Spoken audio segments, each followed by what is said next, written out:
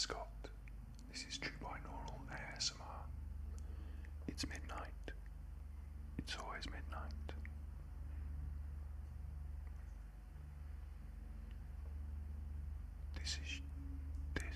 Now's your left ear. This is your right ear. And this is your left ear. This is your right ear. And this is your left ear. So this video is all about ideas. The ideas behind my work, my ASMR channel. I'm going to go through my work in chronological order. So you may want to open up another window on your device so that you can go onto my channel and look at the videos and do date added oldest, and you'll be able to follow along. Maybe pausing this video to watch a bit of a different video, or maybe just using it as a reference point. First, I'd just like to say thank you. Thanks for all the support during this silly time. I think all that shit's blown over now. It probably hasn't. There's probably still a few hate. I think all that shit has blown over now. It probably hasn't. There's probably still a few haters that haven't moved on. But that's all I'm going to say about that from now on. Except to say that I really do appreciate all the support. So thank you. So I really wanted to get back to making ASMR, whispered, ear to ear.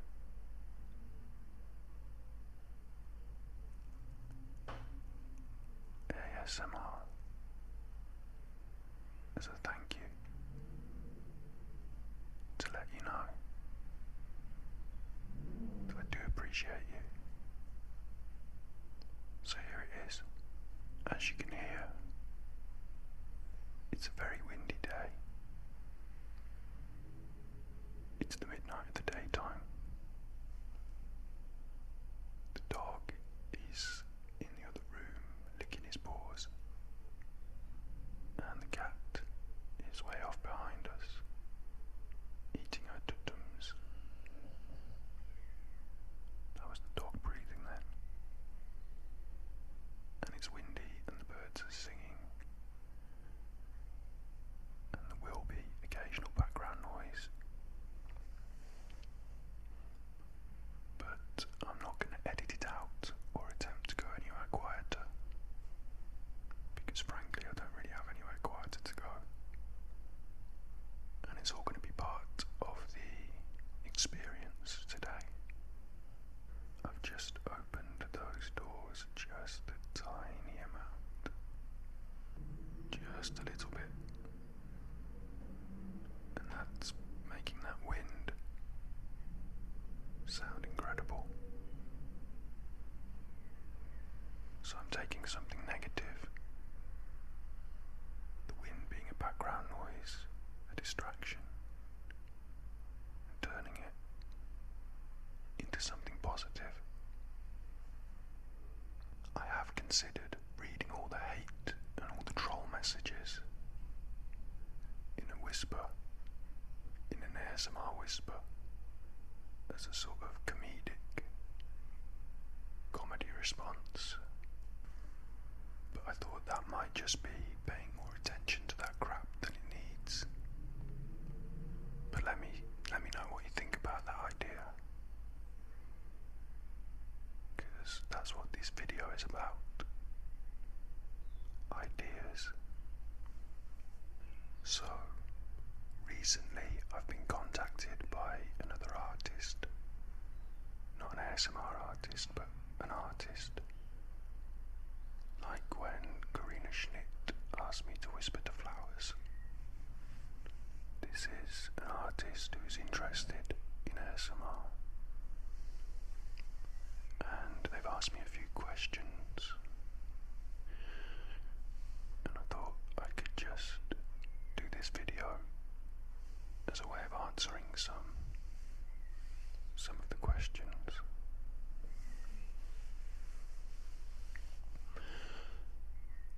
discussions, I referred to my ASMR channel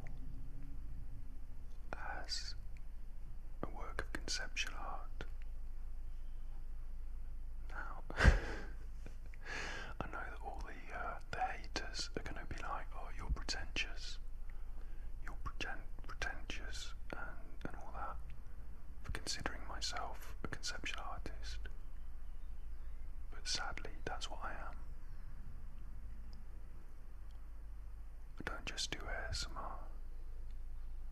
I do all sorts of stuff. I make films and music, and also conceptual art. So, what is conceptual art?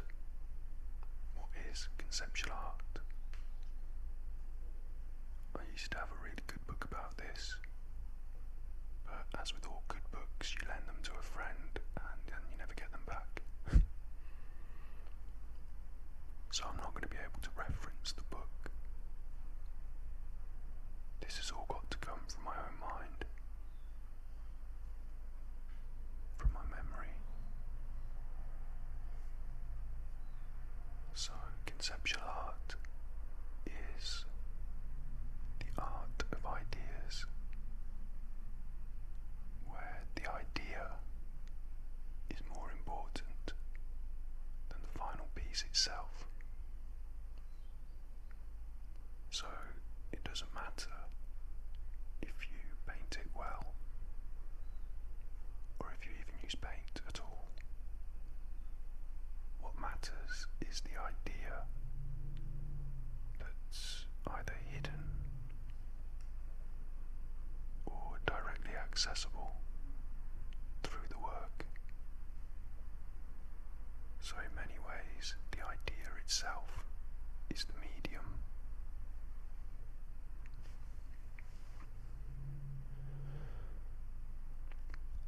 Before I made ASMR, I was already interested in art, specifically conceptual.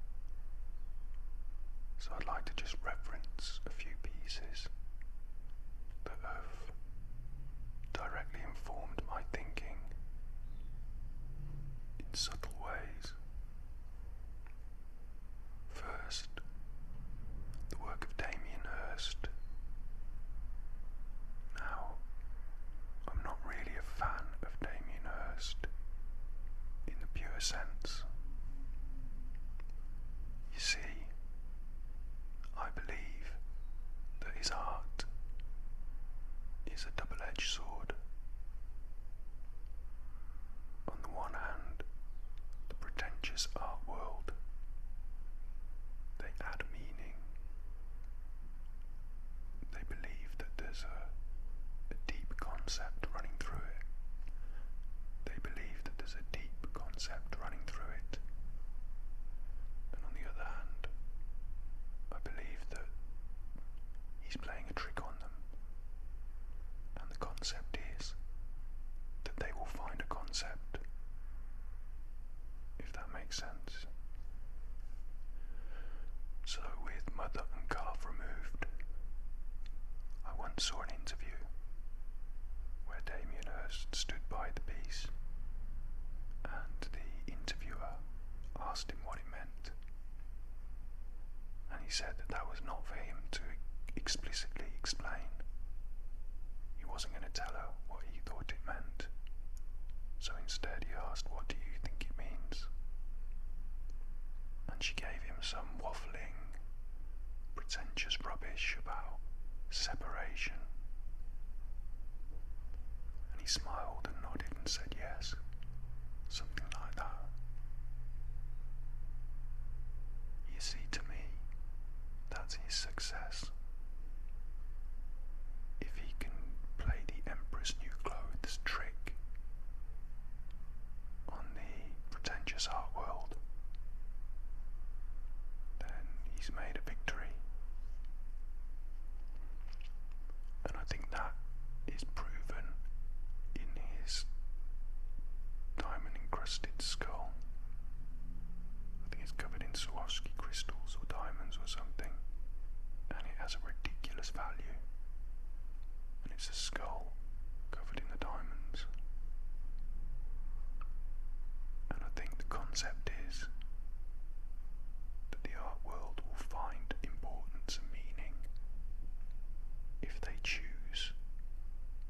choose to. And some of us get the joke, and others become part of the joke. So I think that's what's going on there. And that was one of the first pieces of conceptual art I was really aware of when I was young.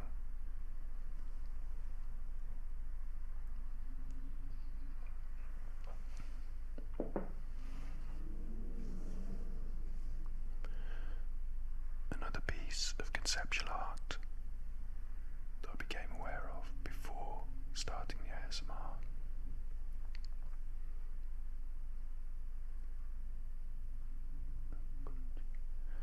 was by Vito Acconci. I don't know if I pronounce his name right.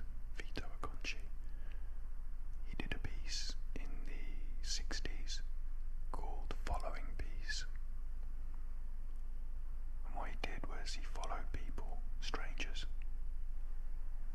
He just followed them around, took notes.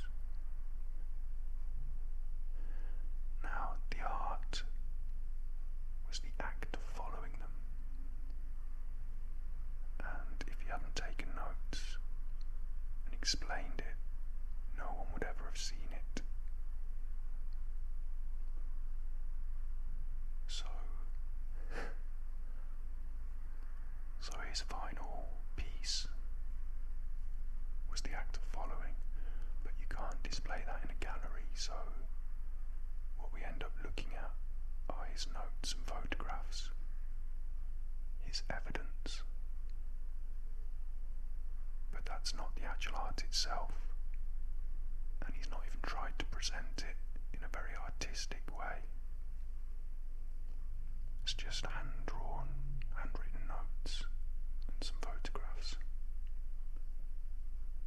And I thought that was really interesting, because you can't put it in a gallery, you can't even capture it. Maybe these days you could video it,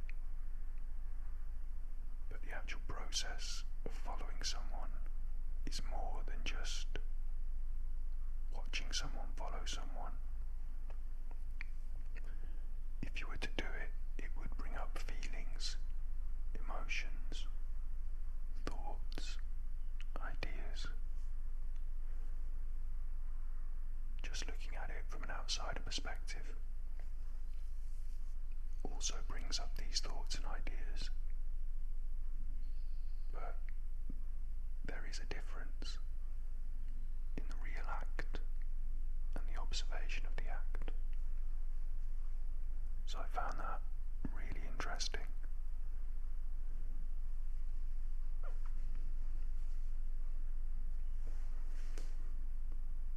And I don't think you can talk about conceptual art without referencing Fountain by Duchamp, as it's widely considered to be one of the first pieces of conceptual art. Now, I consider the Dadaists and the Dada movement to be very conceptual, but within the art world, they've given that its own name and title, and it occupies a certain place in time. It sits on the timeline in a certain chronological order. So Dadaism is kind of limited and fenced off. You can be a Dadaist in modern culture, like Vic Reeves, Jim Muir, who created a character, Vic Reeves, but people don't understand that you're Dada art, that it's performance art. They just think that he's a comedian. So I believe that conceptual art has stepped away from this and occupies slightly different territory. It can be serious.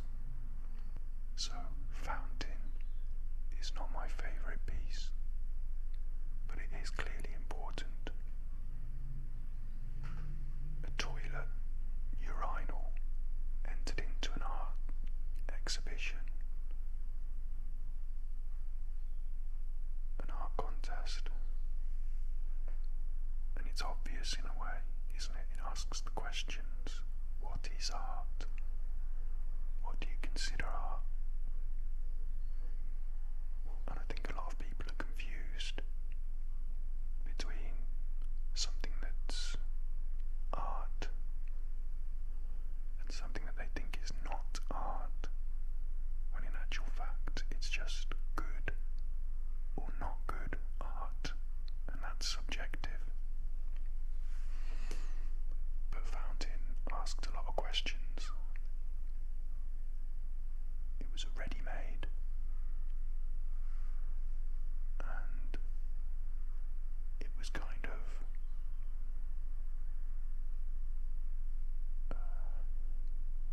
blunt, obtuse, an almost boorish, sophisticated idea. So it deserves mention. But this video is not about Fountain. When I started truebinaural and ASMR, I had quit my previous life journey as a hairdresser, and I wanted to do something artistic. I wanted to be an artist. So I create music and film and mixed media. But I needed something more original to attack. I'd found ASMR in exactly the way I described in the ASMR road trip film, as something to help me sleep. I found it through browsing relaxing videos, and the ASMR itself, the tingles, I do get tingles. I definitely get tingles. I describe it as a head hug. So that's all there, that's all real and surface level. But underneath it, I had some ideas. So I decided the only way, well, I should say this, there's something else I need to tell you before we start on my channel proper. Another little piece of context, which is that I'm a punk. Not in the negative sense. Well, I don't know what kind of sense you wanna take that, but when I was younger, I had a Mohican, piercings. I'm anti-establishment, anti-capitalist. I'm not a social justice warrior. What seems to have happened in the American consciousness recently is a right-wing backlash against liberalism, an attempt to stereotype liberal characters as snowflakes and libtards.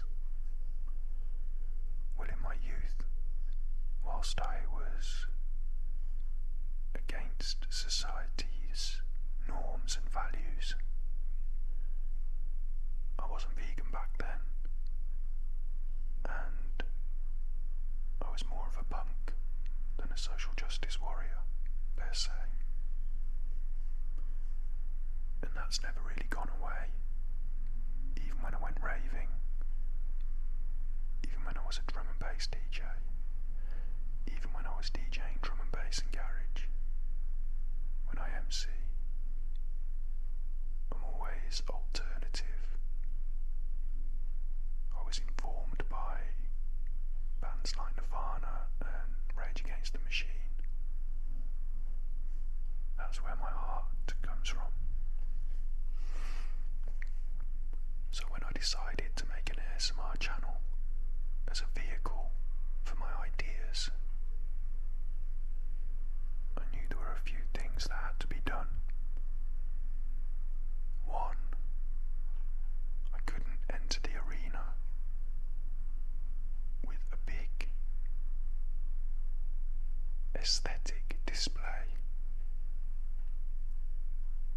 conceptual art's not about the aesthetic.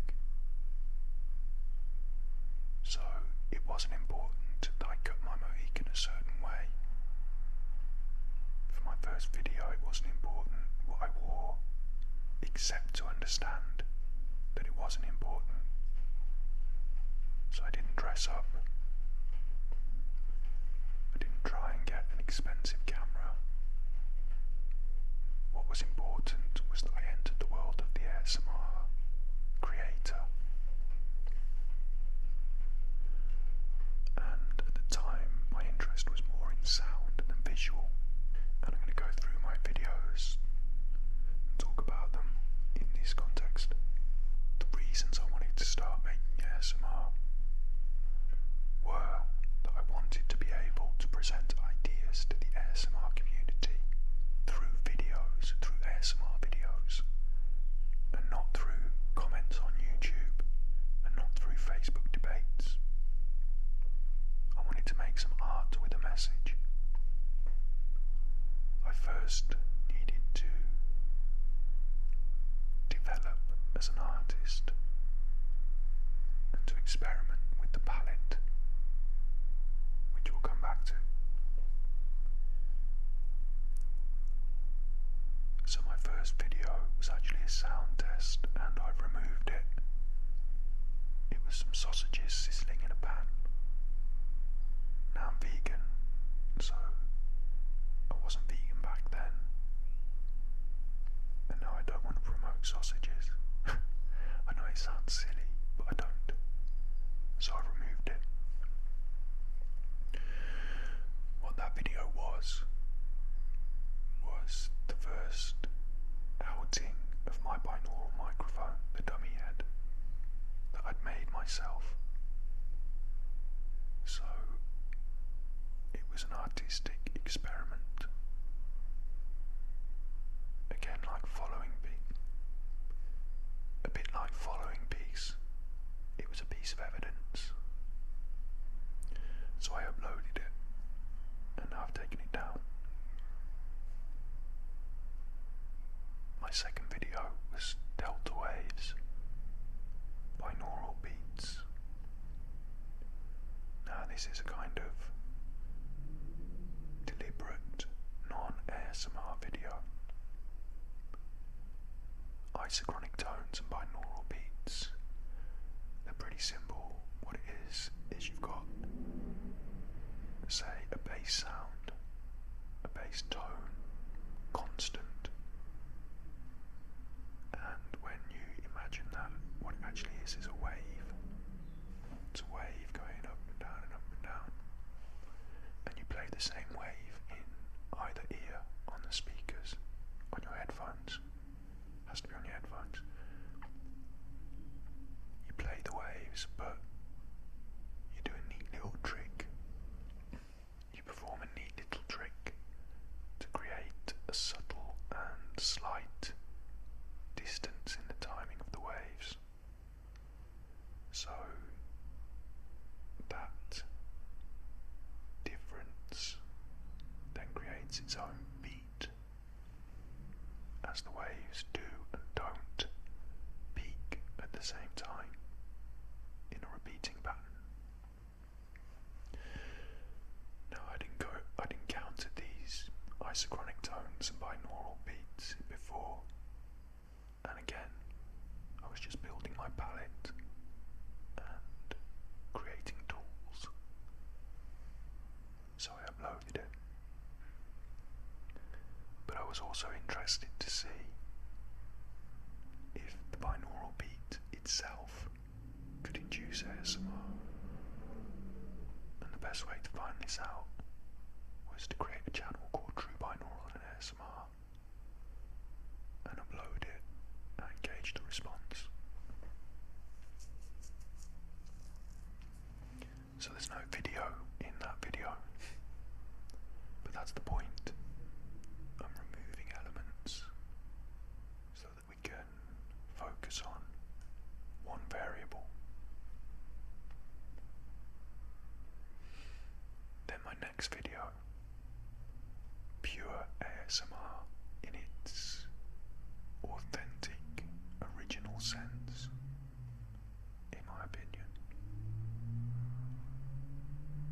think the first deliberate ASMR artists, when ASMR started, it wasn't deliberate, was it? Early ASMR wasn't somebody trying to give you ASMR. It was just that people found videos, maybe of someone folding towels or whispering, and they really enjoyed watching it and it gave them the tingles.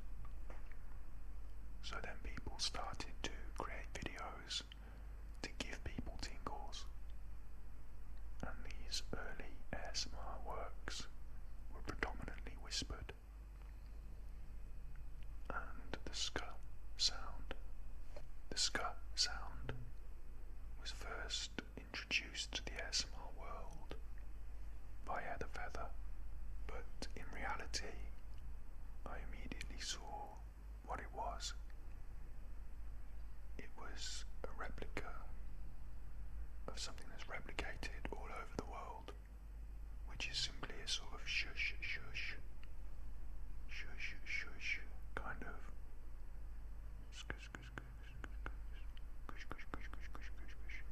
sound that people do to calm children and babies. So I understood the concept.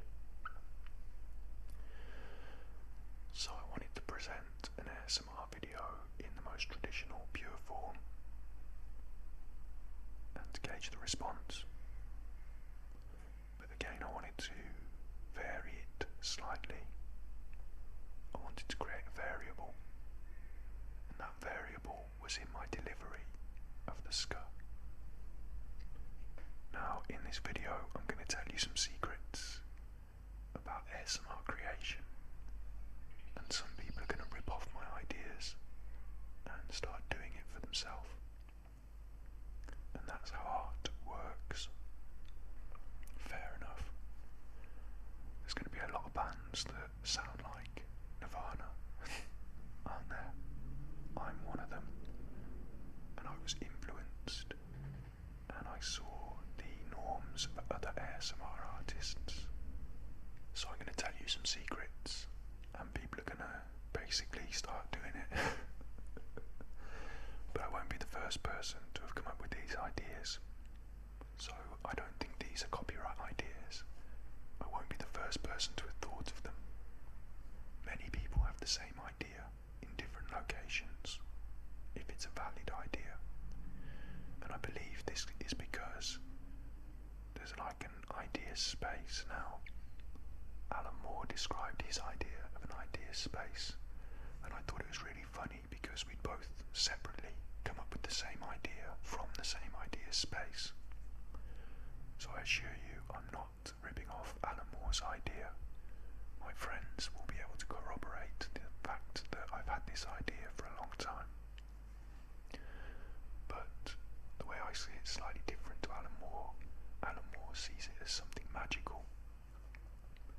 I simply think that there are a certain amount of ideas that are out there that if you can think creatively with them and put two and two together, you'll get another good idea. It's like ideas soup, alphabeti spaghetti, and we've all got a bowl. So we can all make different words, but we can all make the same word as well. So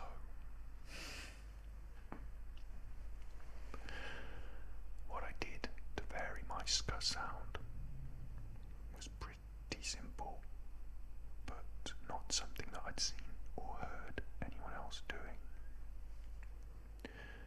I was interested in music long before ASMR and recording techniques and stuff like that. And musical performance involves... Now, this is something that I'm not an expert on. I'm not particularly good at this, but musical performance involves the manipulation of your mouth shape. And of course, we're all aware of beatboxing. So I decided to play with the ska, specifically by altering the shape of my mouth.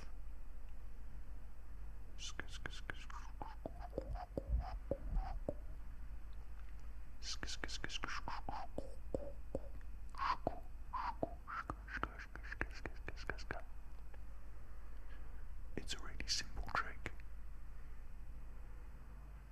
but it also created something new, because while I was doing it, I began imagining different things.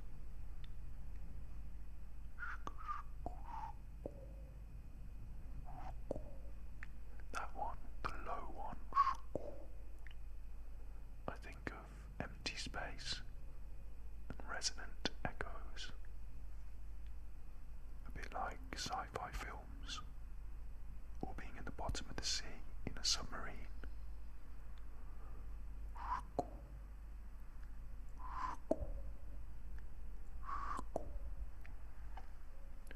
And so my imagination play that nobody could see became a narrative in my delivery. I wasn't just making noises and changing my mouth to make them sound differently anymore. I was enjoying an imagination play of ideas and expressing imaginative ideas through the sound.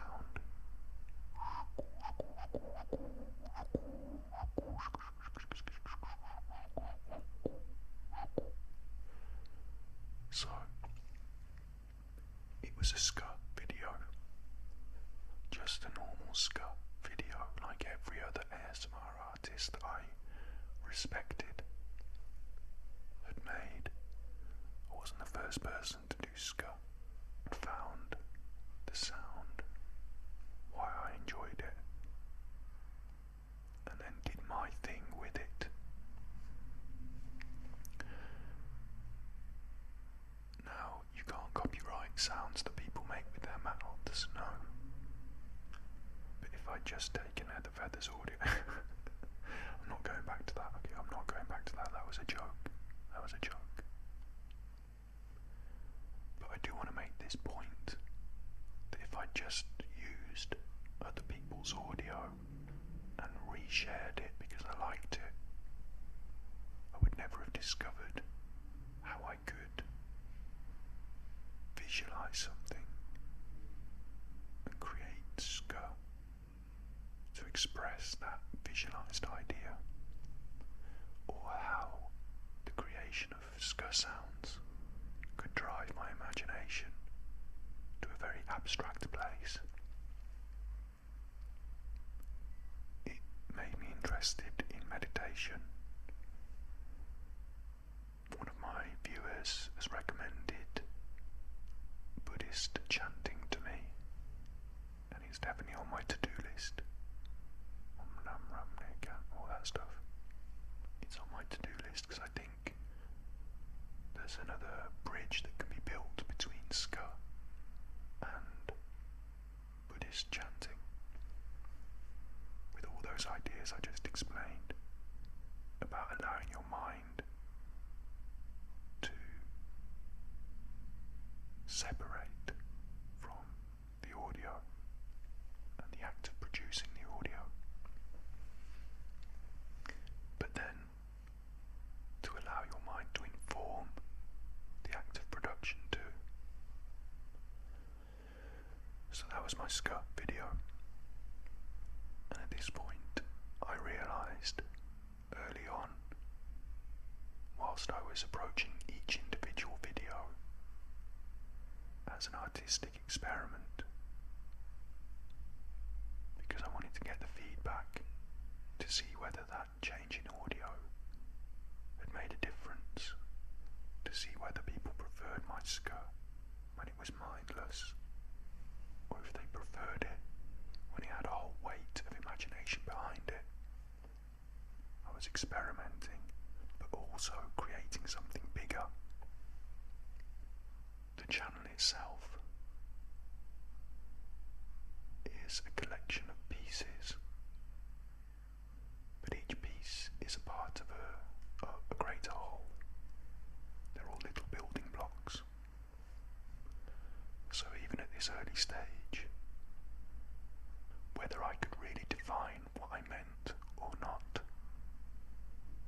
decided to think of the channel as a piece of conceptual art entire. The channel as a whole is going to become its own piece. My process of uploading videos is a process of adding to the final canvas until I feel it's done. Now, a like following piece, a lot of the stuff can't be seen. Some of it's evidence, but even that goes towards a greater whole. So, one of the great things about ideas is they can be transient and flexible, infinite. So my next video was another binaural beats video, this time moving through different frequencies, again to see if it would elicit any feedback.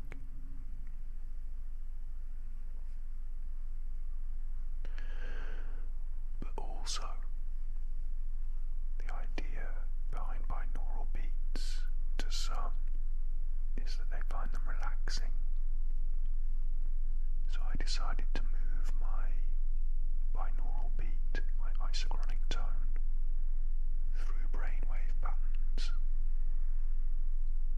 through the same wave frequencies that your brain produces, and to take it from a waking brain pattern down to a sleeping pattern, to see if that would induce sleep. To be honest, the binaural beats didn't get much feedback or attention, and they weren't the most interesting thing to me. I was really interested in the mechanics of binaural recording, live recording with the dummy head that I'd made, and the art of ASMR. So my next video was a trigger words pick and mix. I just said lots of different trigger words, but this time there was no video. I wanted to see if, like me, other people enjoyed videos that were purely audio. Again, referencing Heather Feather, one of my favourite videos of hers is the Ska video, the original, because she doesn't include a video with it. And for me, that lack of visual cue was actually a prompt to explore my imagination and the audio as the primary source of information. So I wanted to see if it worked on my channel, especially as my Ska video had got a few views. Now, it wasn't hundreds of thousands or anything like that, but to me, anything over 100 is pretty good.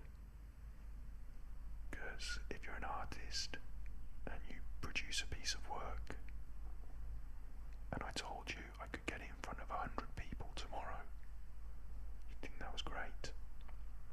I mean, how many people visit a gallery every day? I don't know, it's hard to get my work into galleries. But 100 people is a good sample audience.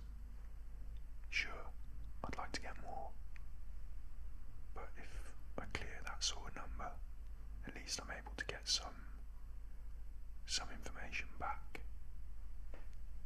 to learn from and to work from. So I noticed that people weren't even prepared to watch a video without a video from a small artist like me, even though it contained the same trigger, whisper, ASMR content previously enjoyed on my work, in my work with the scope video.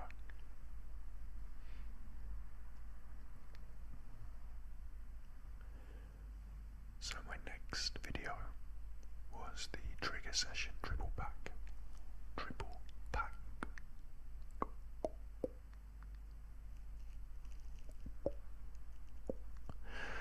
And again, an experiment, changing the variables.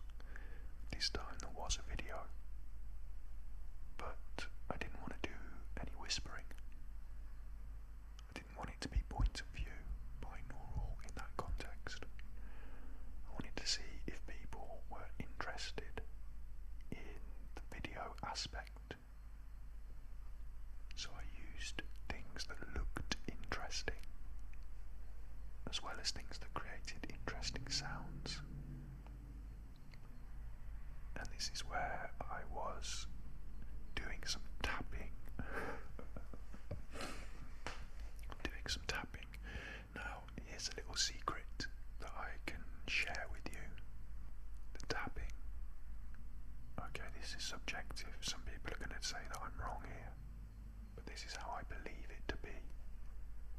I think the tapping works when it seems unplanned or random. Simply taking an item and tapping on it. That doesn't have any soul in it, but also overly deliberate tapping,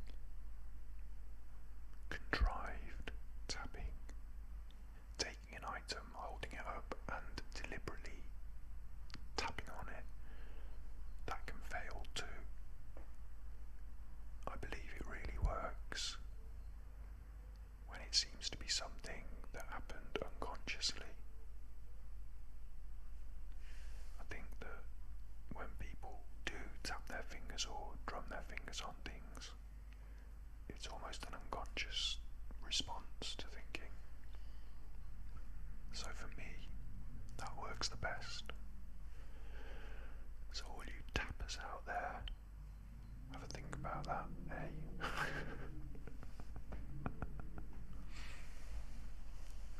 Do what you like, it's up to you. But that's how I felt about it. Now, I'm not a big tapper, and I'm not going to give you examples and show you how to tap. But there's just one little nugget. Don't try and force your ASMR on people. That's not how it works. Don't be aggressive in your performance, and aggression is a funny word because people think it means angry and volatile. But really, being aggressive is the act of trying, the act of putting all that effort into it, which kind of ruins it. So don't try too hard. Let it come naturally. And it works much better, I feel. Hard to tell you to do something subconsciously if you're performing. If you can let go and allow it to happen subconsciously, then it will work much better. So that was my tapping experiment, and it went on the channel.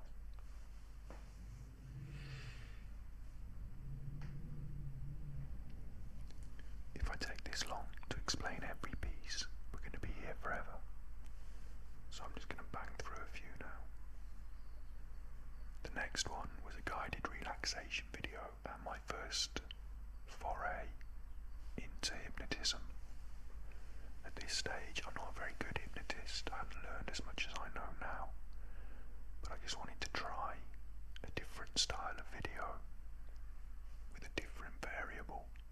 The idea that I would lead people and they would follow my direction, to see if that induced ASMR more than my allowing them to experience it on a subconscious level. Kind of the opposite of what I just explained about tapping.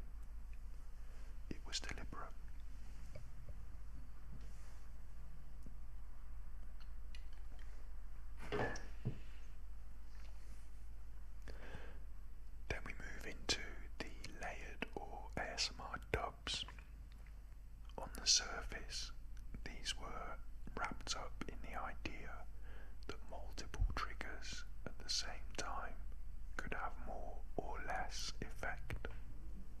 But really, that's not what they were. That was a trick.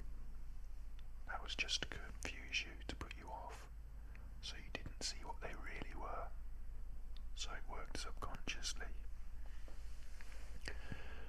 And what they really were is narratives, stories, journeys, like a guided meditation, but I had to remove the guided meditation element to make it purely, I want to say, subconscious. So the layering of the sounds and the electronic music soundscape that I created was designed to take the feel of a journey, a start, a middle, an end, but to translate it into such a foreign state so as to not be overtly understood. So there's no sign saying this is happening. I just wondered, would people feel the way that I hoped? Would they understand these stages of the journey in the way I'd attempted to portray them?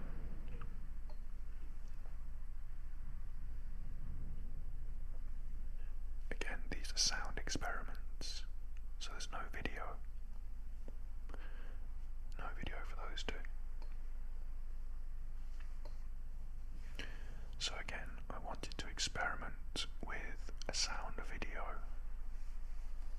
but I wanted to see specifically if people were not interested in the dubs because there appeared to be no image.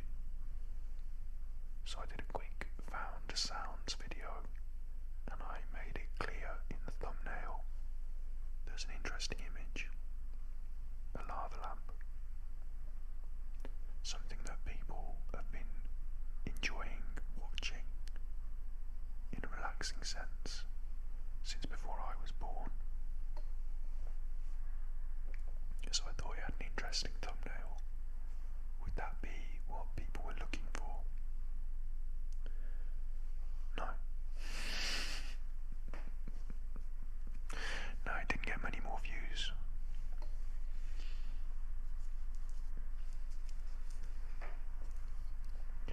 So my next experiment,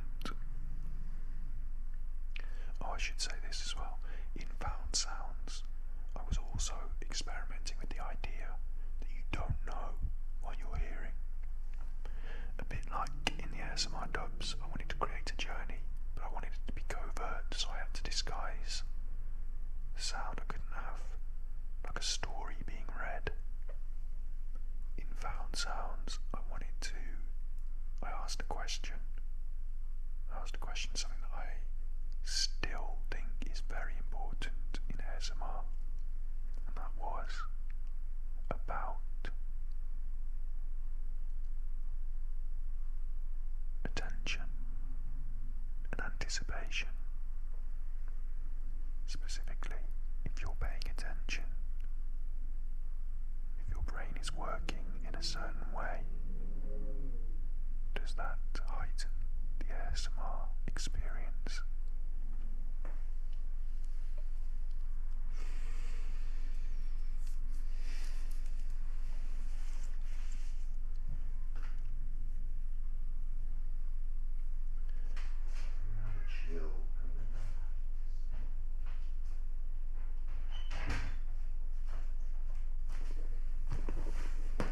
Welcome back from that short intermission. For me, it's been over an hour or so since I took that little break in recording. It's got dark and I've got hungry, so my tummy might rumble. If it does, that spoils the video. So next there came a whisper ramble. And again, I was experimenting with ideas, specifically ideas about technical language. So I was trying to whisper and ramble. Oh, there goes the light. So I was whispering and rambling about ASMR and technical stuff, recording stuff. It wasn't a particularly personal attention style of video. It was just deliberately not soulless, but not intentionally soulful, if that makes sense. And this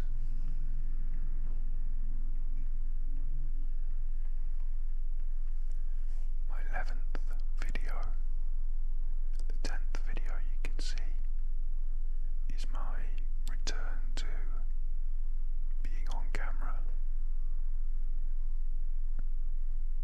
As you can see from my early work, this channel has not been a vehicle to promote my personality. It's not about me, the artist. It's about the art.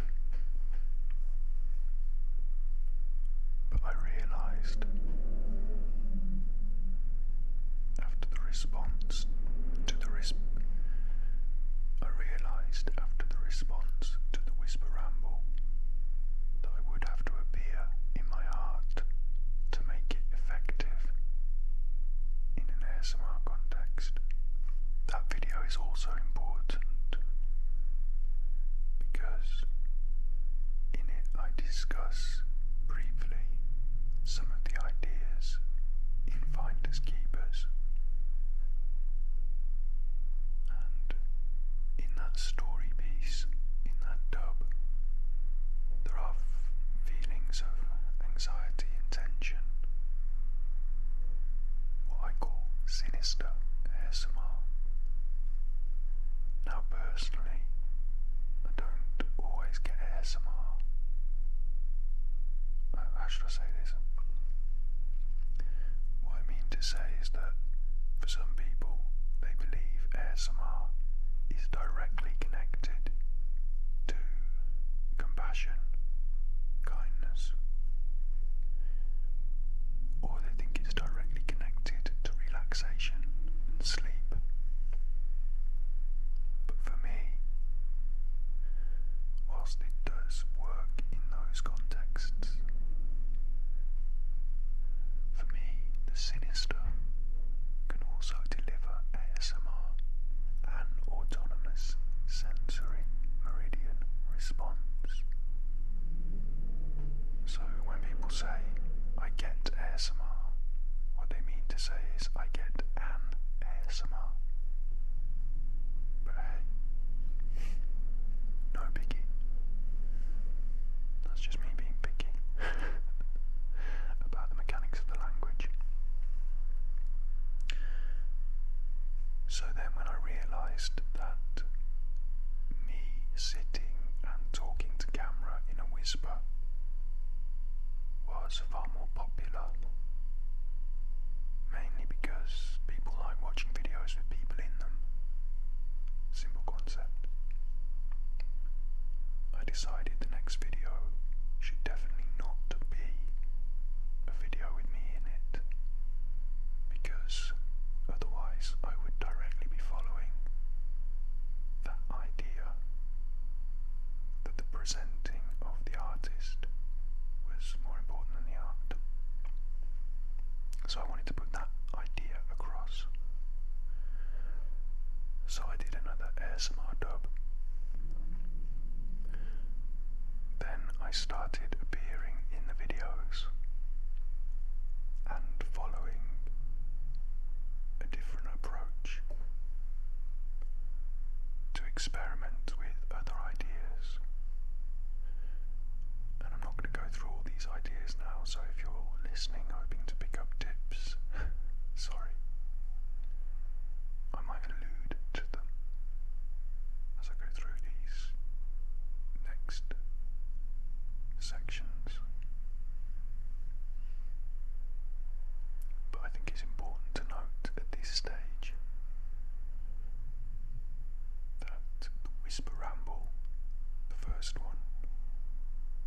was a collection of different ideas, intents and experiments, and this formula has repeated itself through most of my work.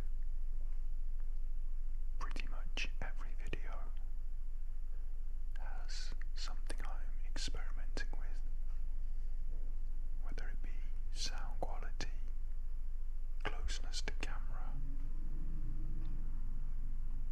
what I'm wearing, whether I have a beard, all sorts of different aesthetic elements, but also psychological ideas like concentration, like background audio and visual, what you're intending to focus on, what you're directed towards, things like that. I also experiment with emotional content, with positive emotion, negative emotion, with personal attention.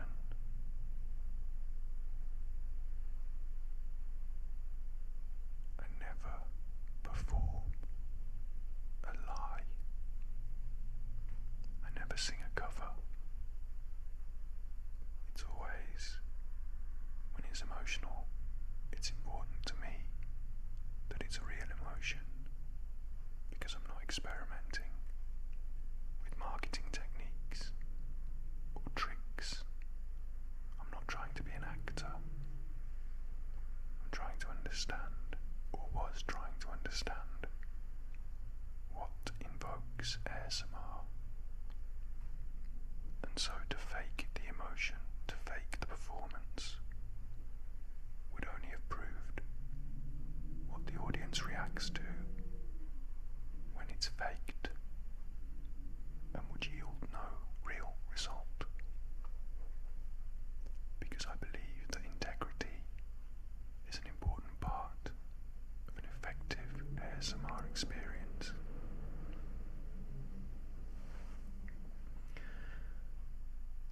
So I'm not going to go through each individual video now and pick out which bit was a conceptual idea, what the idea it was I was trying to put across overtly and covertly, whether there was an experiment going on, whether I was looking for particular feedback or not. That's for you to look through, and if you want to attempt to extrapolate. That's what art is for. So now I'm going to pick on a few particular videos just to clarify a few things. ASMR sex. I knew that by titling a video sex, I was going to be preloading the audience with a suggestion, but I had wanted to tackle that issue, and as I said, there's not much point in me trying to put my ideas across in Twitter comments. They don't fit there. So I had to make a video.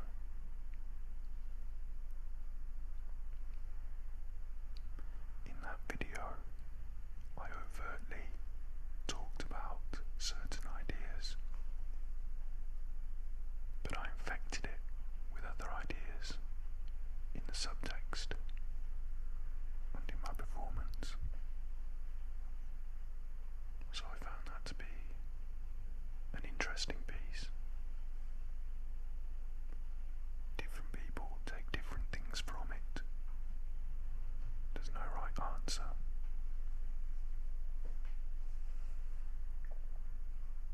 It's okay, and exam stress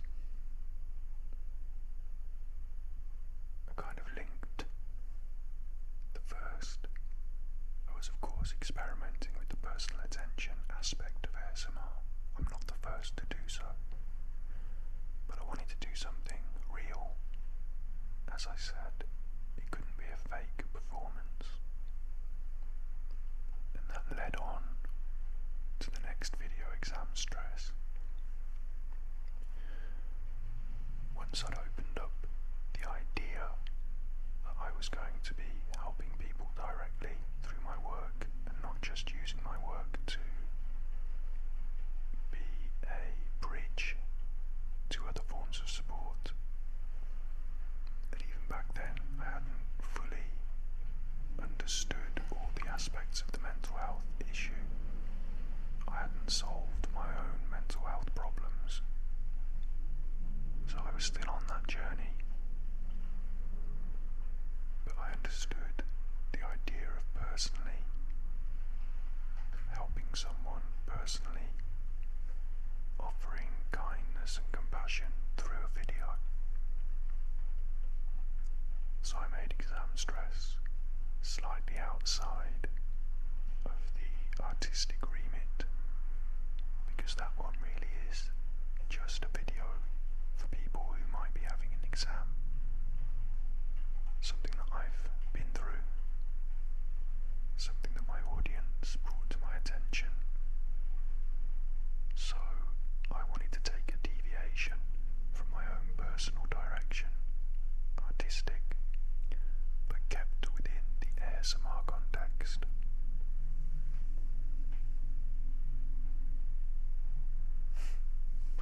Following that, I had another suggestion, and at this time I did listen to comments in terms of suggestions. I'm not a jukebox. I don't do what people ask me to do. I do what I think is artistically relevant or interesting. But this was a good suggestion, and it brought up another question. So the whispering to music was part experiment and part service level ASMR. I did manage to infect it by wearing a t-shirt that represents an entirely contrasting style of music. So I hope I seeded an idea there. Maybe it's something I'll come back to. Next important video is the Crystal Palace of Illuminated Colours. That's my first. No, it's not my first, it's my second hypnotism video. And it's one of those mix-up videos where I'm starting to develop ideas about what invokes ASMR, but at the same time I learned how to effectively hypnotize. So I started to experiment with a guided meditation rather than a specific hypnosis video, because I'm not a qualified hypnotist. I just wanted to take some of those ideas and add them to the palette. I think it worked quite well.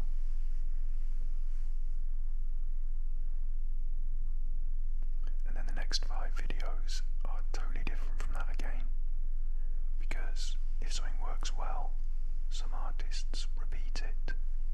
I've heard artists tell me, for example, I know one who paints pictures. He's a very, very capable artist, and he paints these pictures of birds, and that's not purely because that's his passion. He does enjoy it. He is into ornithology, but it's profitable for him.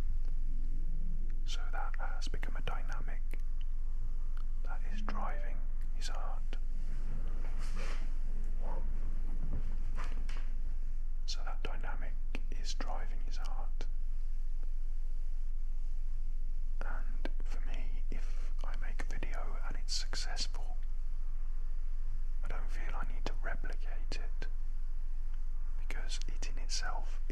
process. And that's where I start looking elsewhere for new things to learn, new challenges. I don't bang the same drum again and again. That's just the way I am with stuff generally.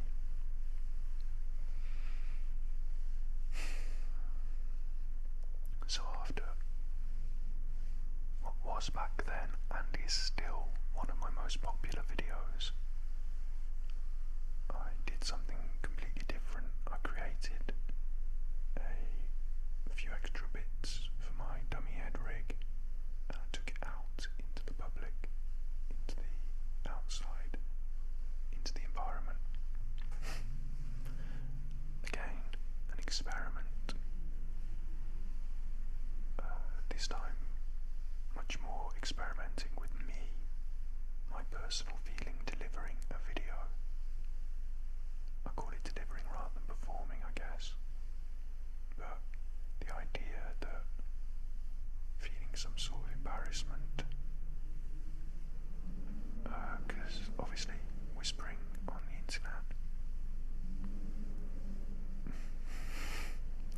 sometimes people see my videos and they might mention one in particular, and I think, God, you've seen that on the internet, and I wouldn't dream of whispering in your ear, here now, in real. And it can sort of, it can feel a bit strange. So I wanted to push myself as an artist to experiment with creating in different environments and seeing how that affected the art. So I did.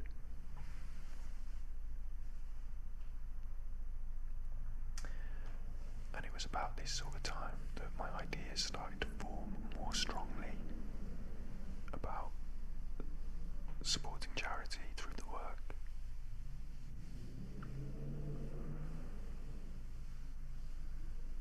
And I'd never monetized the account. I never did. I never monetized the account back then.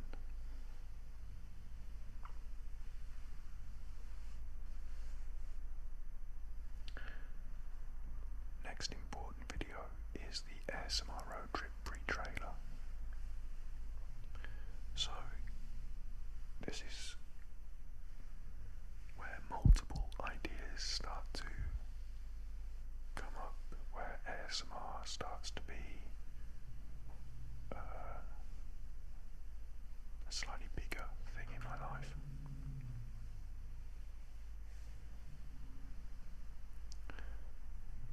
I had the idea of constructing a narrative within the channel. So I wanted to find an idea where each video connected and formed a story, a series, a journey, a progression. And the documentary road trip idea, whilst making a documentary is not a new idea. Everyone who's ever seen something anywhere that's interesting can think, we could make a documentary about this. Sorry for my funny voice. But you know, that's not a new idea. And as a documentary maker, I totally accept that people, there's going to be more ASMR documentaries. There was one before I had the idea, and there'll be more after, and that goes with any subject. It's how you do it, and the way you do it, that could be different. So you could follow the standard formula for creating a documentary, and I'm not going to go into that here.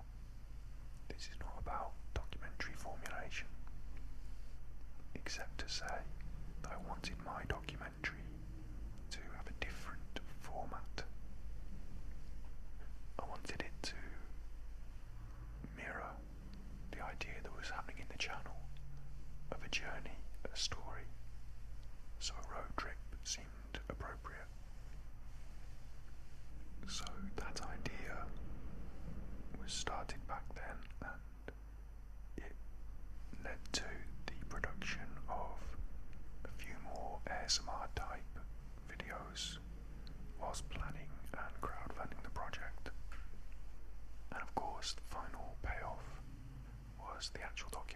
itself, which did come quite a time after we started filming, and that was mainly because I had to learn to edit a full 45-minute film, which was a learning process for me. That was the first long-form documentary I edited, so it did take a bit of time to finish, but we did get there. And it created a running story in the channel,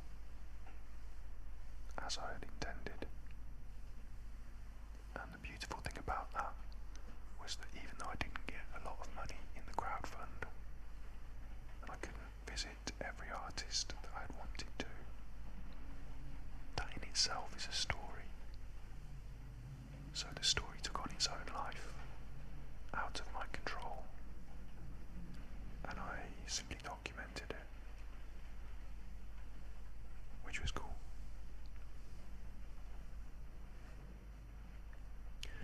There's another video that happened around this sort of time, but you can't see it. I did a piece. Do you remember earlier in this video I talked about following piece, where the guy followed people and he just followed them around, you know? So I wanted to make a piece that couldn't be put in a gallery. I wanted to make a piece that didn't really exist. So I did a video and I called it 500 views. And in the video I did ASMR, I was whispering. And I said that when it gets 500 views, I'll take it down. And that way, like following peace, the art is in the process. It created a unique, intimate experience. A unique, intimate experience between artist, art and audience. And if you saw that, you knew you were one of only 500 people who ever saw it. And then I took it down. So that was a really important piece that doesn't exist. But I do have some evidence of it. But it's not even on this channel, so.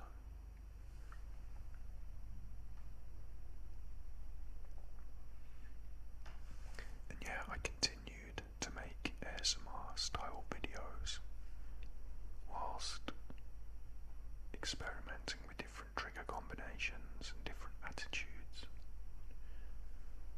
I did a long form ASMR dub with video, which is, I suppose, one of the only pieces that I think could be a standalone piece.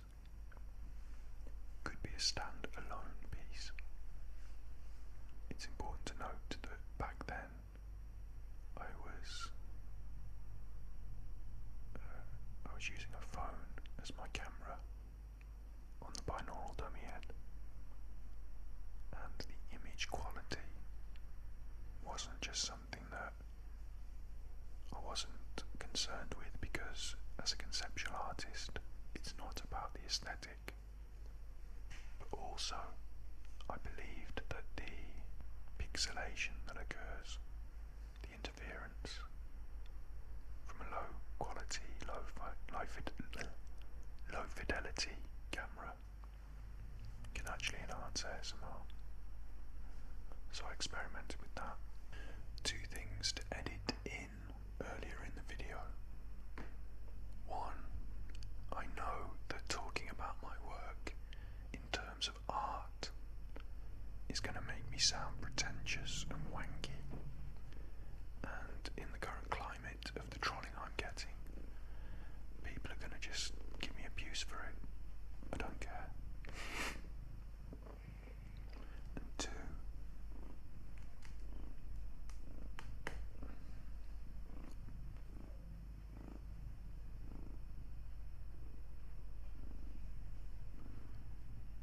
the defining point that I've forgotten, so we'll move on. Okay, so now the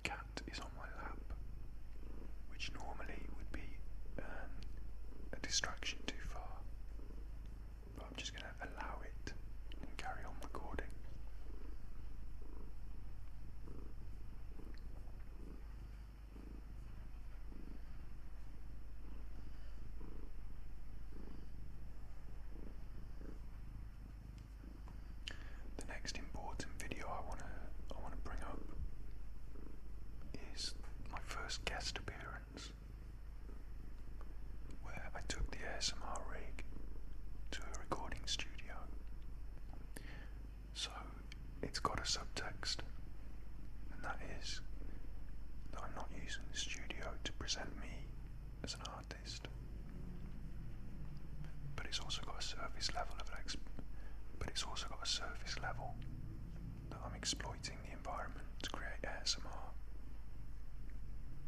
on that surface level. And then also I wanted to get the information from Alex, who's a very intelligent and knowledgeable.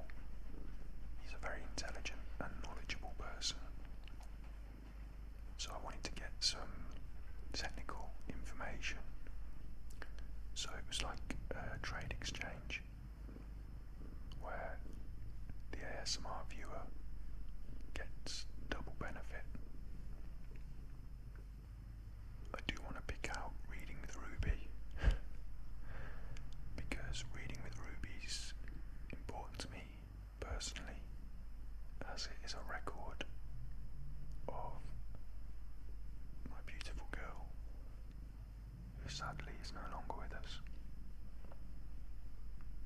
and also an experiment with, I keep using the word experiment, here I just wanted to lighten things up and to do something just a bit more casual. And it's also at the time when I'm starting to experiment with media production. So having two cameras, editing between the two cameras, stuff like that. It's not really the art of ASMR. That's a bit more media production technique. But it's important, that video is important to me. The next important video is book sorting. And that's important because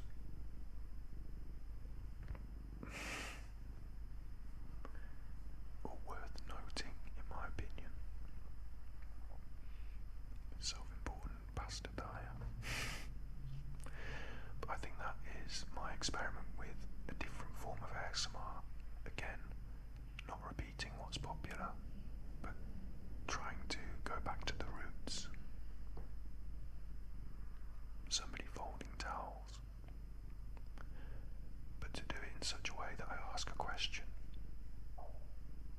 That wasn't my tummy, that was the cat, so I'll allow it. The question I ask in that piece is about organising of thoughts.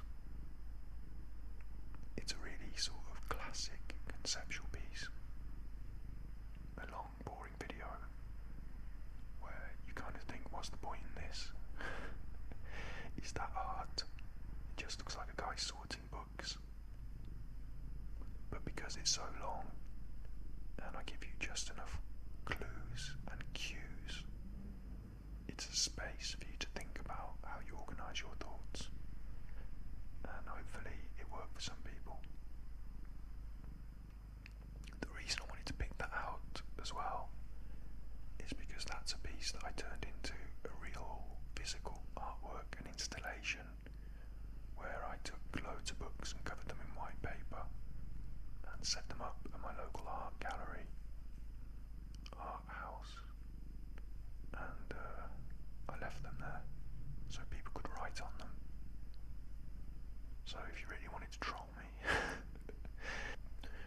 next important video, and at this point I've found a groove where I'm able to make quite a sophisticated, and I'm not saying that in like I'm so good, I'm so sophisticated, but I've gone through the experimentation phase and now I'm implementing ideas.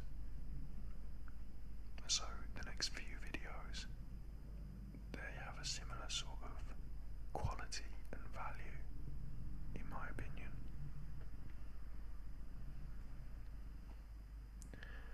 Unzipped is an experiment in physical invocation of ASMR. If you watch it, it's pretty obvious what I'm doing, but is it good ASMR? Do you get tingles from that? Hopefully it's unique. I don't think I've seen anyone else do that.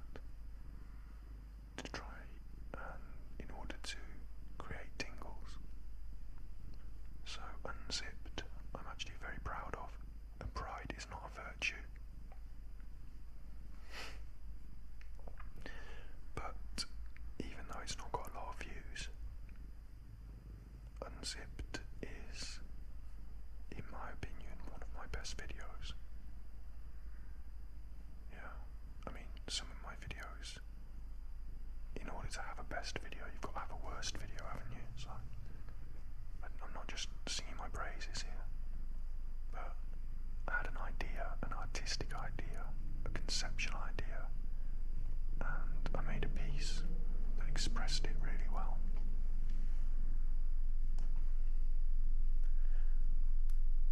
And then Clouds was my collaboration with ASMR in my life.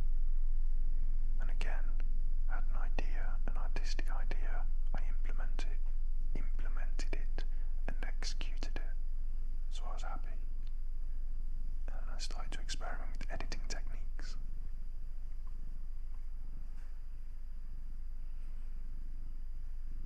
What else is important?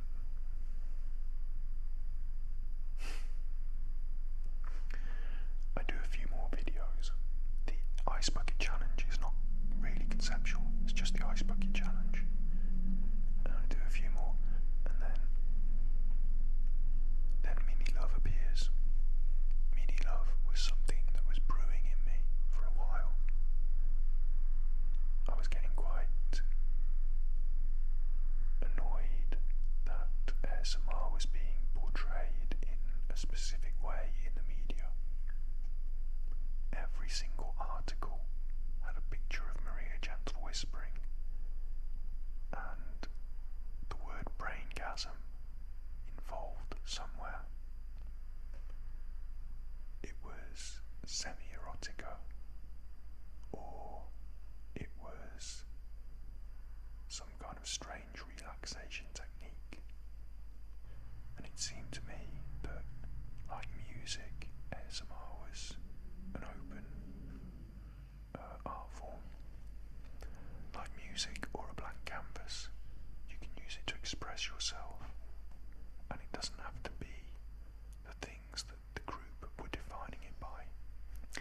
So I wanted to critique that idea in such a way that I wasn't directly personally attacking anyone, despite making comments on my Facebook and sometimes in YouTube comments when I felt it necessary to raise an issue. I didn't want to be a personal vindictive, I wasn't picking on any particular artist. I wanted to pick on the ideas that were shared by the group, the norms, the values, the ethics or lack of. So I constructed the Mini Love videos to do exactly that. They're in no way positive, relaxing. I mean, they are both of those things in ways. In the same way that McDonald's is doing good things for the environment. Not everything in life is what it says it is. Certainly, even people don't understand what's driving them sometimes. So, surface level ideas are not always the most important. And Mini Love is all about the subtext. Of course, I lifted the idea of Mini Love from 1984 by George Orwell, a work that I respect and admire, and that has informed my opinions. A book that made me cry when I was 15. So, yeah, the Mini Love, the Ministry of Love, exists in an imagination space created by another artist. But really, what I wanted to do was imagine. This one's a bit of a convoluted concept, so buckle up. I imagined, of course, we don't live in the world of 1984 today. However, there are elements that we've taken as norms in society. I'm not going to do an analytic piece about 1984 here.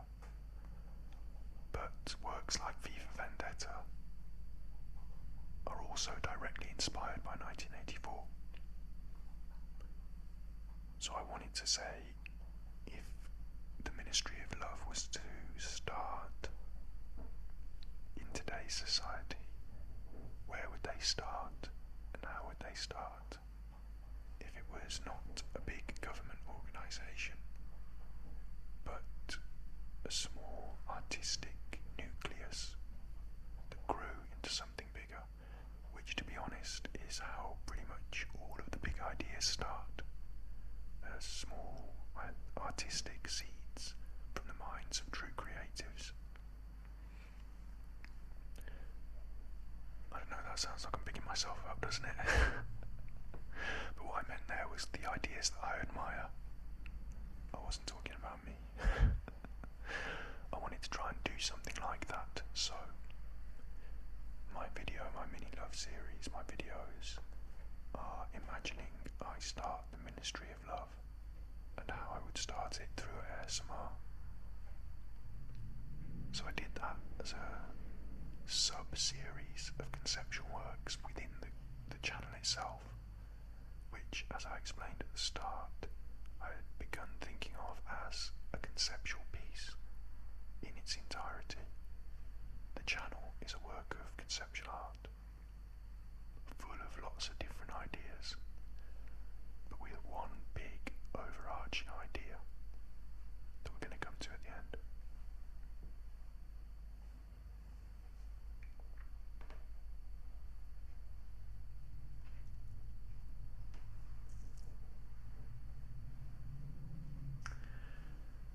Those same ideas are now reworked and reformed in different pieces. Technical hitch. The car ramble, I go back to taking the ASMR into a different environment. The remember when videos are experiments in sentimentality based on an experience I was having talking to another ASMR artist. It's an experiment about the romantic context.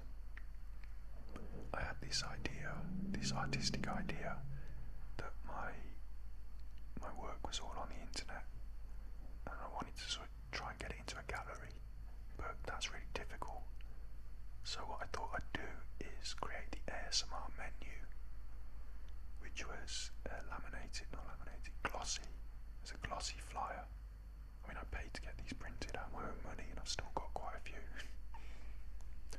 And I can leave that card anywhere in an environment where I think someone might be able to enjoy ASMR, whether it be the quiet corner of a cafe, or a library, or a train. Anywhere someone might sit for 20 or 30 minutes and be able to enjoy ASMR. I left these ASMR menus in various locations and put details on the internet of how to print them out.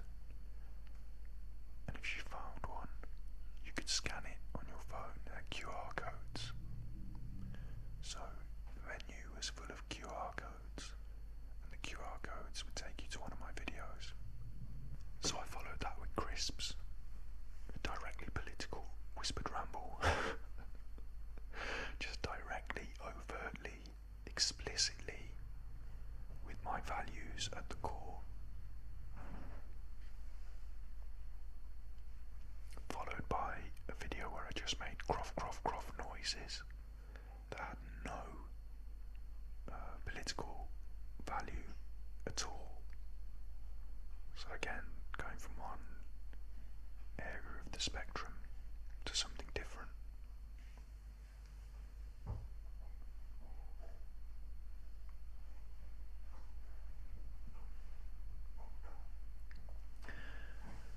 I think it's worth picking out.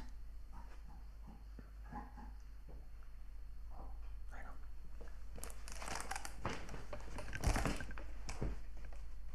So the next video I just wanted to pick out was my Christmas video. A role play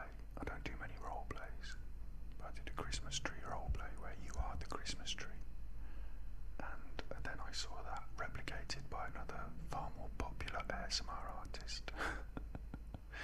And I'm not saying I'm the first person to have that idea. Maybe they just had that idea completely independently of me. But I definitely had that idea independently of anyone else.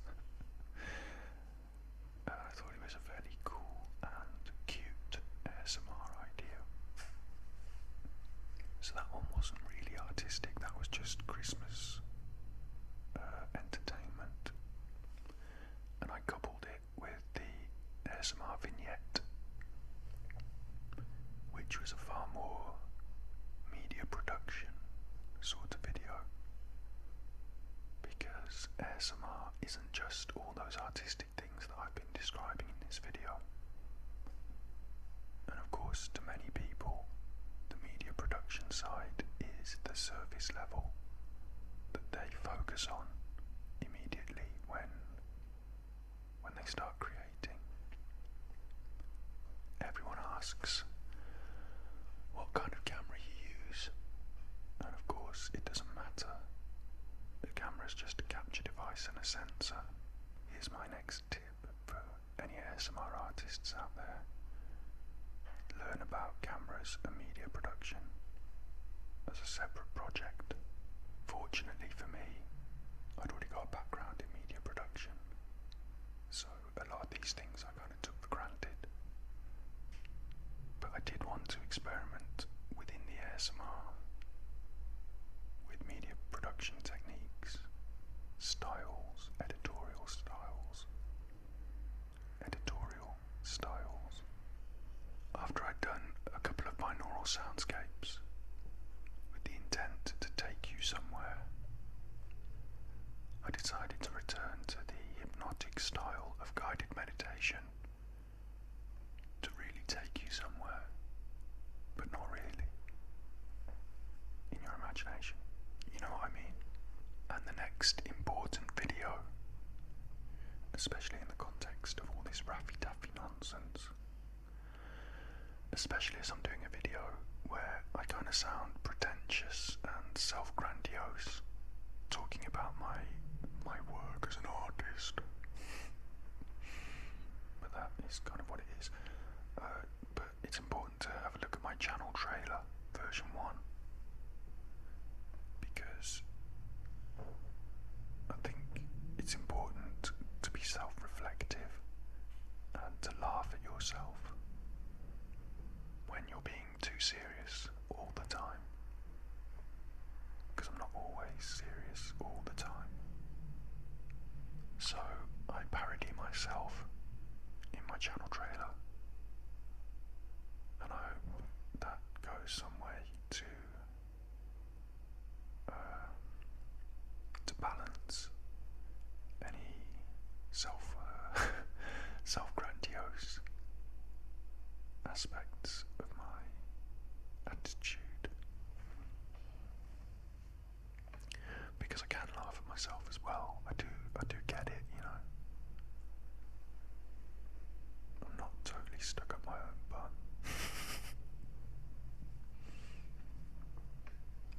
Sew up yourself, you can hear ears ringing from the inside. I made that up. You see what I did there?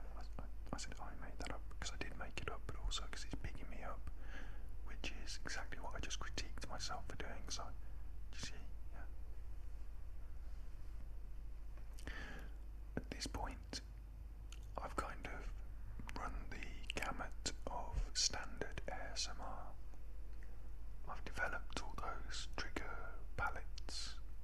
I've done the whispering, I've done the personal attention, and I've made videos with different aspects of physical, psychological, and audio ASMR triggers in different measures.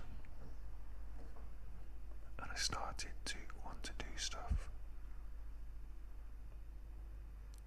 that was slightly more abstract and also directly approaching this idea of mindfulness. So I did. I'm not going to explain them, but we've got eye peel, knows how to make an ASMR video. The ramble for the whisper core is a return then to classic ASMR. The Happy Memory Group Guided Meditation is a setup for another video which I of course will be performing. I will be creating that. It needs to be done. And all this nonsense with Faffy Daffy has inspired me to make more videos. But for a little while there, I thought mindfulness was going to be the thing on my channel, and I thought IPL might be something I could run with. Certainly again,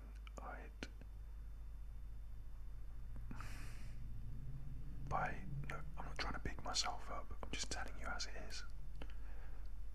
What I've done is I directly rejected the pathways, the palette, the standard norms of ASMR, and looked for something more abstract that I thought would be really good ASMR. Trying to bring something a bit different to the table. So that's what I peel is. And I only peel a couple of things before the idea, again, once I kind of nail it, rather than repeat it over and over, which would lead to potential popularity, but homogenization of content. I just gotta leave it and go on to something else. Because by this point, you know, we're getting to the subversion, yeah, so remember the whole channel is a journey. And at this point we reach my necessity to subvert. So we've got frequently asked questions with a twist. Will it pierce a character? And a self-retrospective video a bit like this.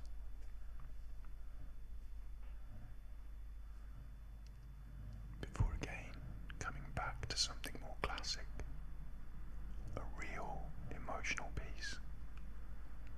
I found my old storybook at my grandmother's house, something that I'd constructed whilst I was about 5 years old. And I mean, this was my early school book. And in this book I had to sort of write a kind of diary, mainly pictures drawn with crayons. So it was intensely personal, incredibly emotional. Emotive is a better word. It inspired emotion within me. It was very nostalgic, and I presented it in a very clear-cut ASMR format. My storybook. So another guest, and this is one that again I'm really happy with. I find taking the binaural rig to somebody and sort of adapting what they do to create ASMR really works, especially if watching what they do I find entrancing.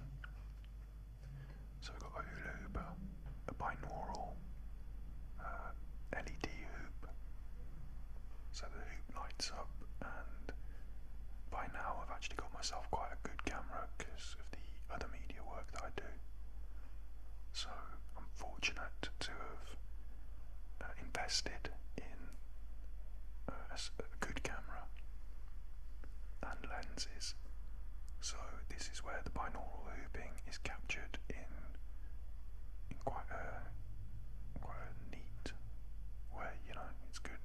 It's high quality, high definition and all that. And I get the hooper to spin the hoop or wave the hoop past the binaural microphone. So I get them to do something again, like I kind of exploit their skill. So I get them to do an ASMR thing, but we also just get to see them doing their first person to was I the first person to do an ASMR hooping video? Probably not. Probably not. You know, any item that you can find in the house has probably been used in an ASMR video, and a lot more obscure items have been used too. I'm not the person who invents all the obscure items that get used in ASMR, but in this video, hopefully, again, it adds to that eclectic mix of something different on the channel. Part of the fact that it's a big exploration. It's a big exploration. But it has to be said that this also kind of marks a turning point in my life, where I feel I am now at the point where I can create ASMR. I can go and film other people and create ASMR. I built the channel.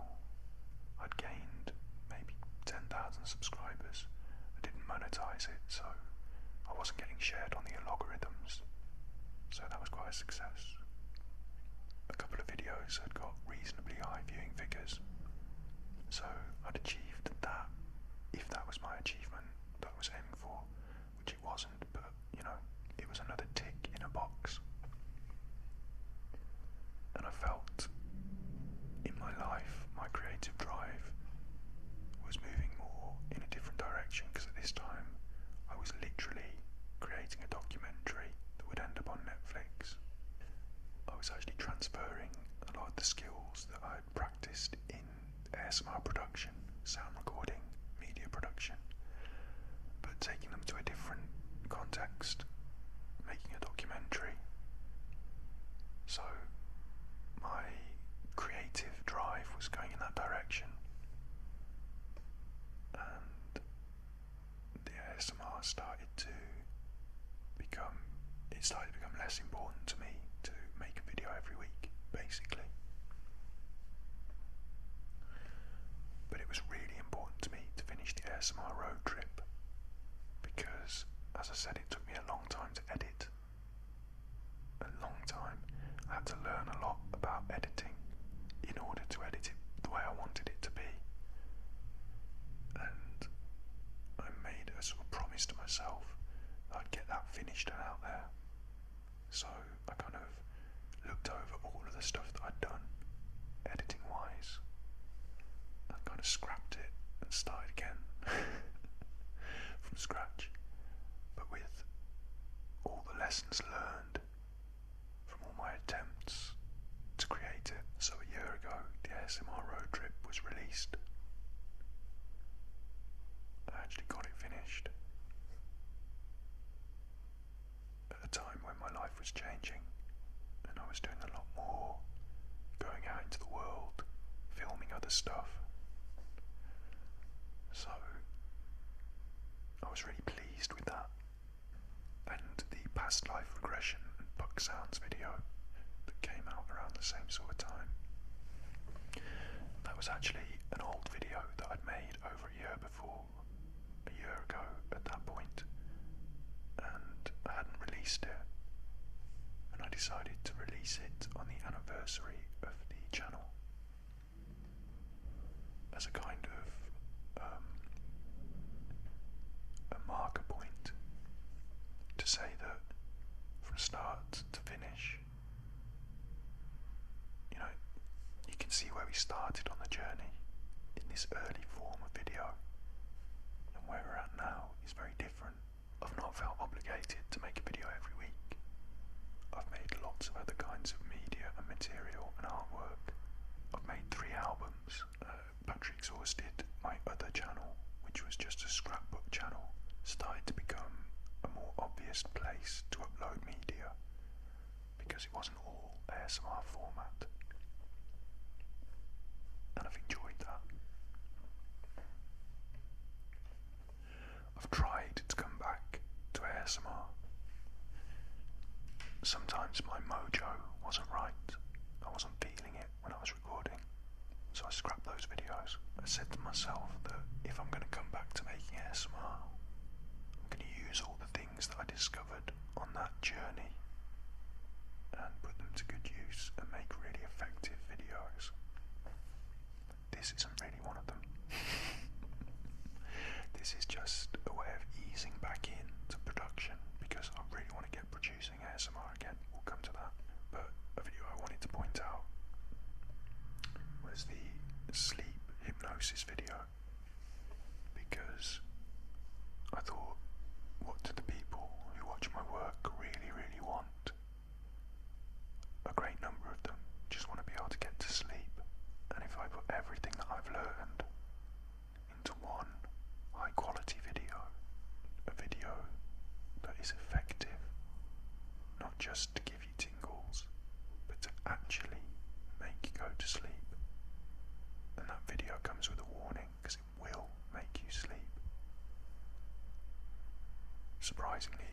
most strong-minded people, the most strong-willed, are the ones that find it most effective.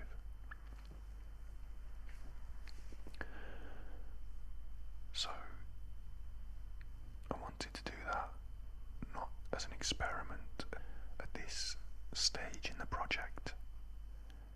I was beyond experimentation, and I wanted to do something that would not only be effective but valued by the audience on their terms. So I did my best to make the most effective sleep video that I could. I said to myself, if you're going to make a video to help people sleep, try and make it the best video you can make, the most effective, because I'm not uploading so regularly, so it's important that it's high quality when it does appear. So I tried my hardest on that one. I can honestly say I worked on it. I tried hard. It's natural, it's not a performance, it's really me. But it's been almost scripted and planned in meticulous detail. I say almost because I couldn't read a script and perform in a natural way. So I had to prepare a script and not memorize it, but internalize it, so I could reproduce it in a new but accurate way. So at this time, my ASMR channel did deliberately start to, I used it to share a message from the other side, from Battery Exhausted, my other channel, where I was starting to talk more directly to the camera about stuff, and to share a music video that I'd made and a song that I'd made.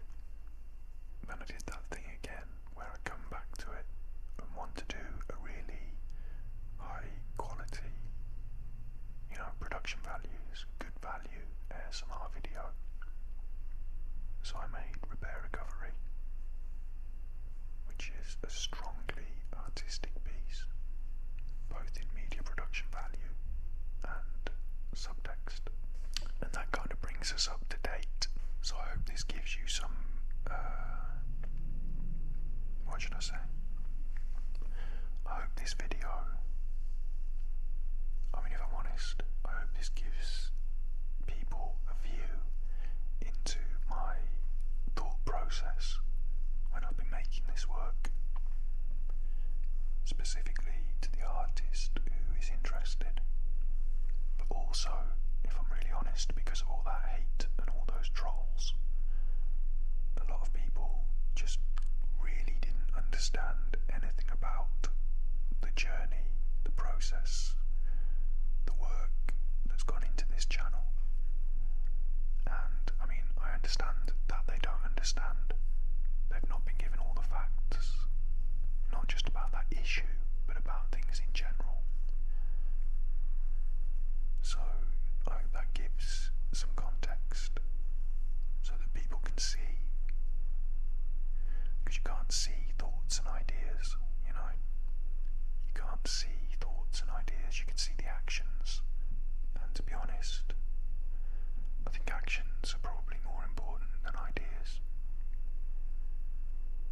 If you can think and not make thoughts your aim. If you wanted to know more about that quote from that poem, check out my Depression Confession.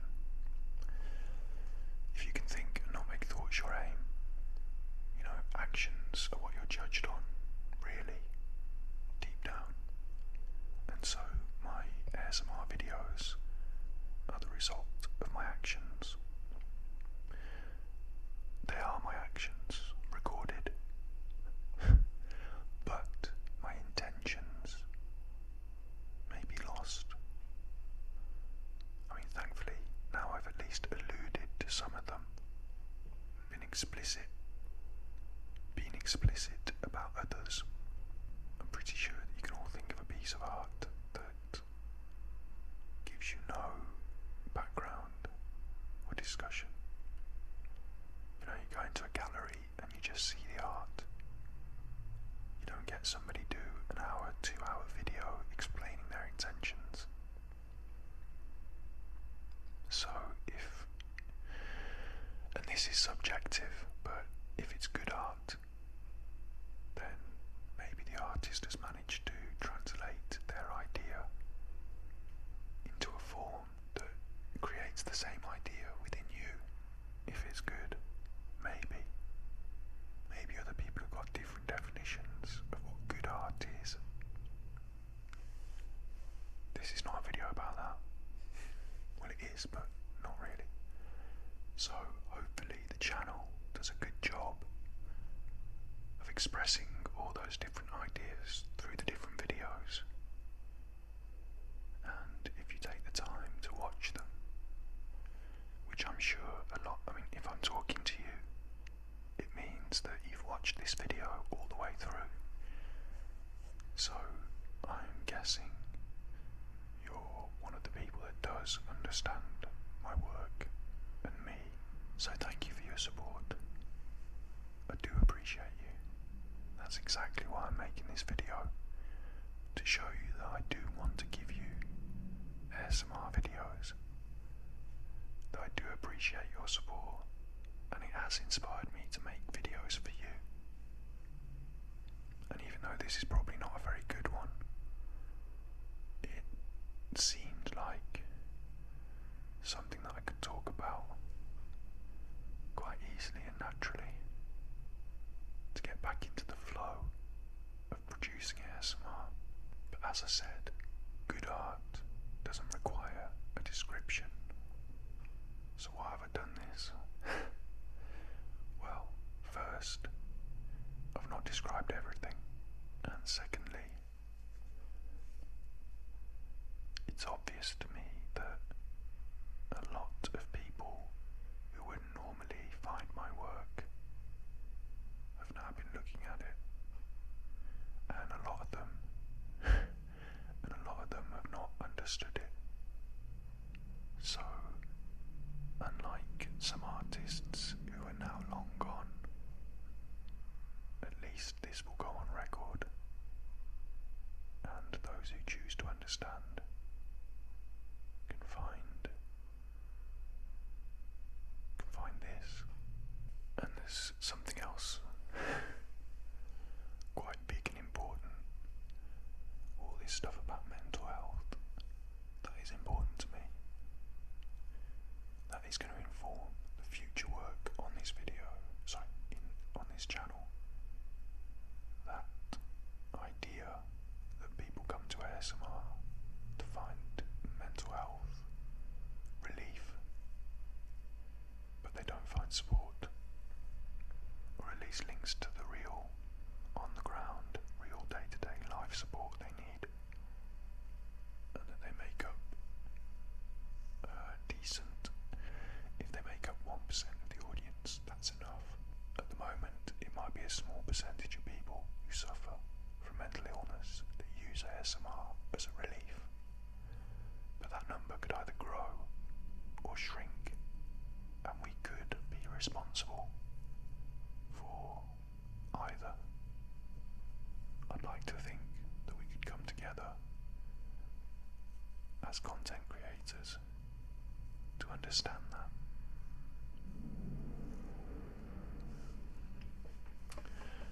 But that's not what the channel is about in the entirety. That is one important string, thread in the tapestry, certainly. But let's go all the way back to conceptual art and fountain. Fountain was a toilet. It was a toilet. It was a urinal. And like I said, I found that to be quite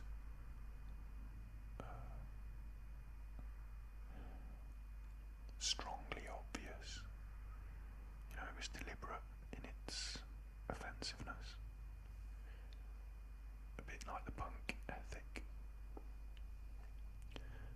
started this channel, I'd experienced being a punk, and I didn't want to make punk ASMR, although I certainly could have done.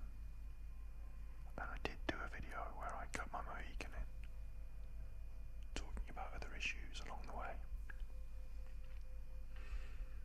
But I wanted to be more subtle than that. And so I've created an ASMR channel that does give people tingles, that does work on that surface level. I think I've been original. So enough bigging myself up again. To be honest, if you have 200 people call you a cunt, doing a little bit of self-praise, saying what's good about yourself, it's not that bad. I'm not arrogant, I'm confident. I'm confident in the things I've done. I'm confident in the achievements. I don't think I am the world's best at anything. I don't think I'm the best ASMR artist. I don't think I've got the best artistic ideas. But I think they are of a certain quality. They're not shit. I'm confident. I'm confident. And I won't respond to waves of trolling by being weak. It doesn't chip away at me and drag me down. It makes me stronger and builds me up. And I feel to tell people with confidence that I've done things my way.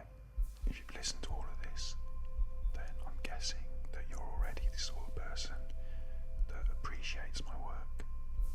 And so I'm kind of preaching to the choir. I know that. Sorry. You've got to understand that I've made this video after a week of persistent trolling. And to be fair, I'm not even that angry. So, you have listened all the way to the end, and you get the Easter egg. You get the prize. I'm going to tell you what the big idea is. Much like Fountain, that kind of first piece of conceptual art, certainly the first piece of conceptual art that I learned about in a deep way, that kind of defined conceptual for me. Just like Fountain was saying, what is art? My channel has always asked, what is ASMR? I did a documentary to find that out, but I wasn't able to explore in scientific ways. I'm not a scientist, I'm an artist. So I was able to create the channel with that question at heart. And also, every time I felt, because I started my channel just before the wave of media, so I was actually caught up in the wave of media, and my channel was featured in an article by mainstream national media newspaper outlet, news outlet, The Independent, and they kind of want to draw these lines around things. They want to put ASMR in a box, tappy box. They want to say that ASMR is a soporific.